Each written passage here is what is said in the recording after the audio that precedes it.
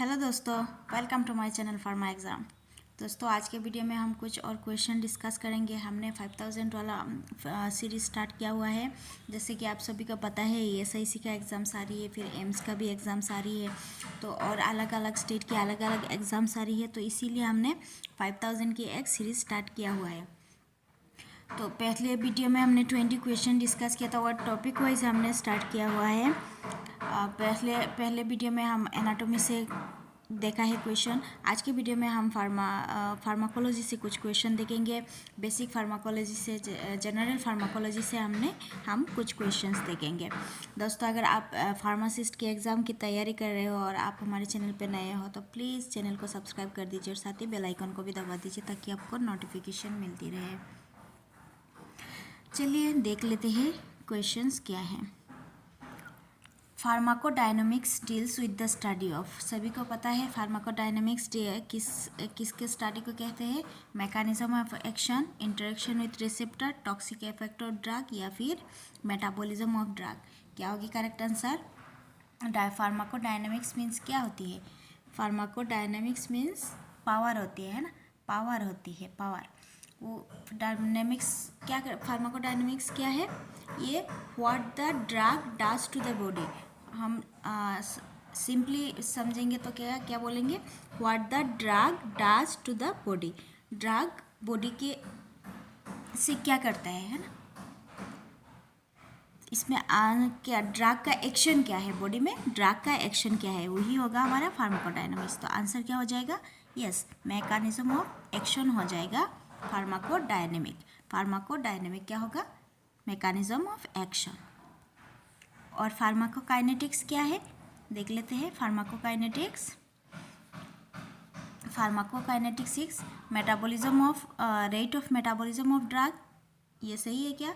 Rate of distribution of drug, rate of absorption, distribution, metabolism and excretion of drug, या फिर rate of drug action.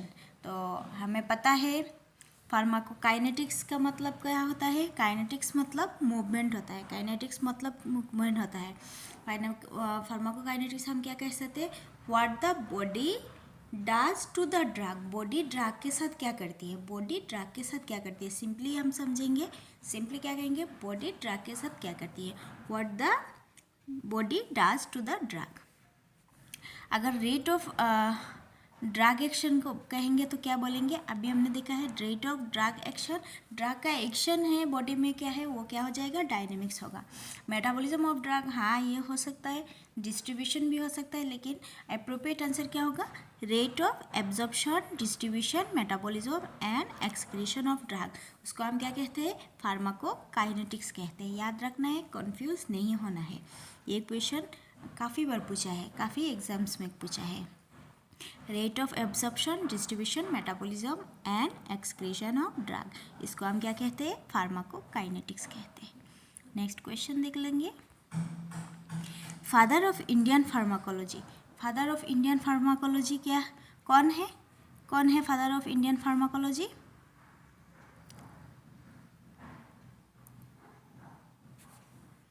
Father of Indian pharmacology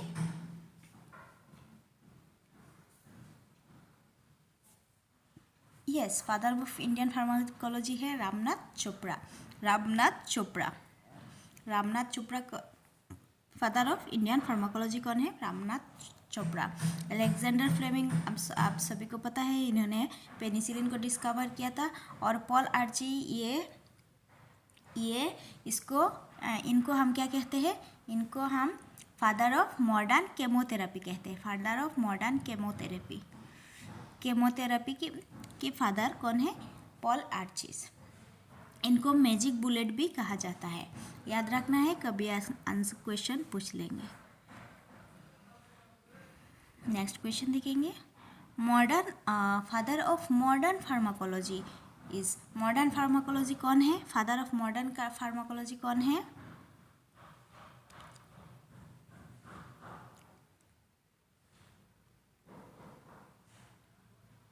yes, modern pharmacology है Oswald सेमेंसबर्ग। Modern pharmacology कौन है? Yes, Oswald कौन है? ये modern pharmacology है। और इंडियन फार्माकोलॉजी पूछेगा तो क्या बोलेंगे, रामनाथ चोपड़ा, रामनाथ चोपड़ा। नेक्स्ट क्वेश्चन देखेंगे, Which of the following statements best describe an orphan drug? Orphan drug, इनमें से orphan drug क्या है, orphan drug क्या है, ऑप्शन देख लेते हैं एक बार। It is drug which acts an orphan receptor, क्या ये है orphan receptor, ये क्या ये होगा आंसर। नेक्स्ट ऑप्शंस भी देख लेते हैं। It is a very cheap drug, नहीं ये तो नहीं हो सकता है। It is a drug required for treatment और प्रिवेंशन ऑफ रेयर डिजीज़, क्या ये सकता है। या फिर it is a drug which has no therapeutic use, ये हो सकता है, नहीं। ऑर्फन ड्रग का मतलब क्या होती है, सिंपली याद रखना है, रेयर डिजीज़ में जो ड्रग्स यूज़ किया जाता है उनको हम क्या कहते हैं, ऑर्फन ड्रग कहते हैं। रेयर डिजीज़ में जो ड्रग यूज़ किया जाता है उनको हम ऑर्फन ड्रग कहते हैं। आंसर क्या होगा, it is a drug required for treatment और prevention of rare disease. Simply याद रखना है, रेयर डिजीज़ है तो हम क्या कहेंगे, इसको हम ऑर्फन ड्रग कहेंगे। It is a drug required for treatment और prevention of rare disease. It is a drug acts on orphan receptor, नहीं ऐसा कुछ नहीं होता है। ऑर्फन ड्रग को ऑर्फन रिसेप्टर में जाता है इसलिए इसको ऑर्फन कहते हैं, नहीं।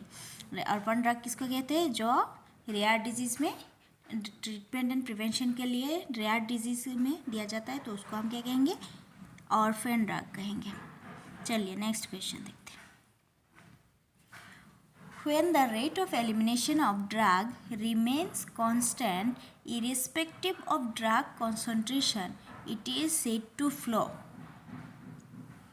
इसको हम क्या कहेंगे, zero order kinetic, first order kinetic, या फिर एक्सपोनेंशियल काइनेटिक्स, या फिर सेकेंडरी सेक्रेटरी काइनेटिक्स, क्या कहेंगे।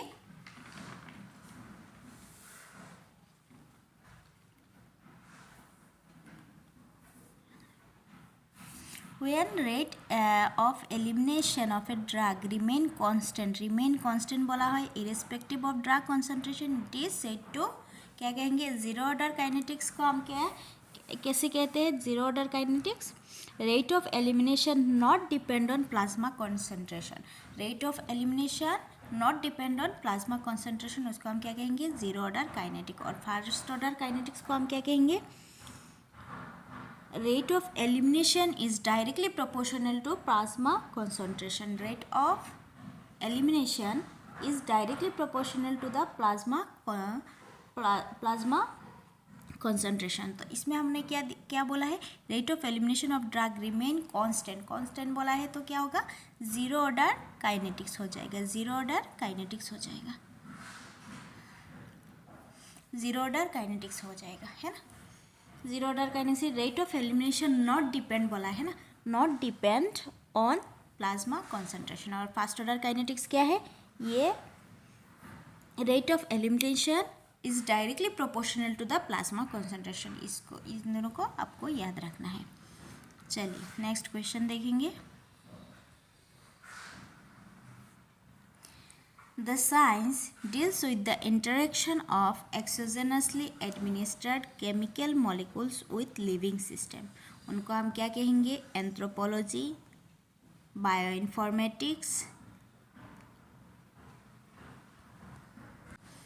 केम इन्फॉर्मेटिक्स, या फिर फार्माकोलॉजी, क्या कहेंगे। Science deals with the interaction of exogenous administered chemical molecules with living system, इसको हम क्या कहेंगे, इसको हम कहेंगे फार्माकोलॉजी। स्टडी ऑफ ड्रग को हम क्या कहते हैं, फार्माकोलॉजी कहते हैं। साइंस डील्स विद, थोड़ा सा ये करके दिया हुआ है, study deals with the interaction of एक्सोजेनसली administered chemical molecules with living system, उसको हम क्या कहेंगे, फार्माकोलॉजी कहेंगे। और स्टडी ऑफ ड्रग को भी हम क्या कहते हैं, फार्माकोलॉजी, उसको थोड़ा सा ये करके दिया हुआ है। चलिए नेक्स्ट क्वेश्चन देख लेते हैं। Which of the following is primary site for drug metabolism, ये सारे क्वेश्चन जनरल फार्माकोलॉजी से लिया गया है। टॉपिक वाइज हम करेंगे क्वेश्चंस। अगर आपको वीडियो अच्छी लग रही है तो प्लीज़ एक लाइक कर दीजिए।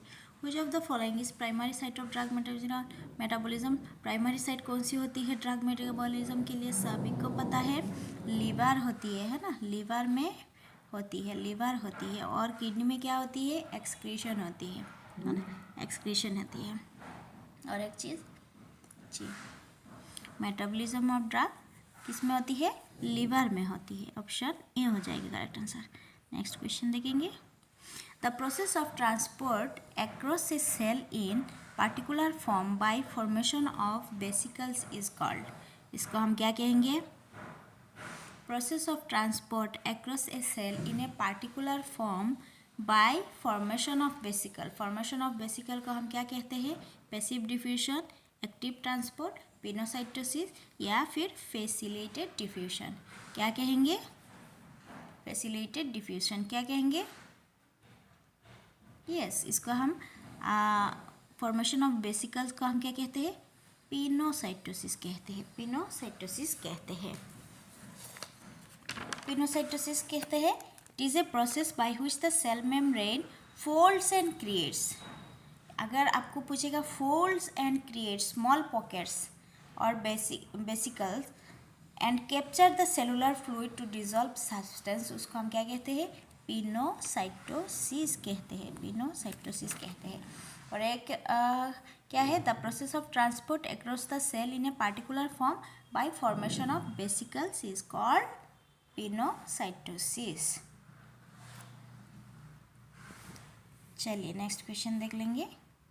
What kind of substance can't permeate membrane by passive diffusion? What kind of substance can permeate membranes by passive diffusion? कौन सी टाइप की नेचर की ड्रग या मोलिक्यूल मेम्ब्रेन से पास नहीं होती पैसिव डिफ्यूजन के थ्रू? कौन सी है? Lipid soluble, non ionised substance, hydrophobic substance या फिर हाइड्रोफिलिक सब्सटेंस। क्या होगी करेक्ट आंसर?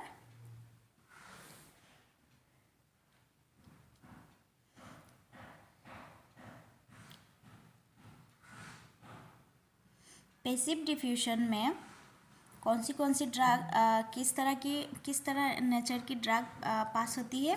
तो आपको याद रखना है, पैसिव डिफ्यूजन में lipid soluble, non ionised substance, hydrophobic substance और लिफोफिलिक सब्सटेंस, लिफोफिलिक भी पूछेगा, तो ये सब क्या होती है? Through passive diffusion, passive diffusion से आपका पास होती है, इजीली पास हो जाती है। और वाटर लविंग जो जो जो कि हमको हाइड्रोफिलिक सब्सटेंस कहते हैं, वो इजीली पास नहीं होती। ये मेम्ब्रेन, हाइड्रोफिलिक सब्सटेंस को मेम्ब्रेन इजीली एब्जॉर्ब नहीं करती है ना। तो इसमें क्या दिया हुआ है? Substance can't permeate membrane by passive diffusion. Answer क्या हो जाएगा? Hydrophilic substance. पैसिव डिफ्यूजन में lipid soluble, non ionise, hydrophobic substance, lipophilic substance, ये सब क्या होती है? आपका इजीली एब्जॉर्ब हो जाती है, इजीली एब्जॉर्ब हो जाती है। लेकिन हाइड्रोफिलिक जो वाटर लविंग सब्सटेंस होती है, वाटर लविंग ड्रग्स होती है, वो इजीली वो एब्जॉर्ब नहीं होती, एब्जॉर्ब नहीं होती है ना।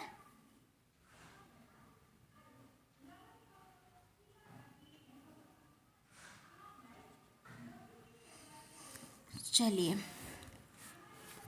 तो हमारा आंसर हो जाएगा ऑप्शन डी। आज का ये लास्ट क्वेश्चन था। नेक्स्ट वीडियो में हम और क्वेश्चन डिस्कस करेंगे। अगर वीडियो पसंद आए तो प्लीज़ लाइक, शेयर और सब्सक्राइब कर दीजिए। Thank you.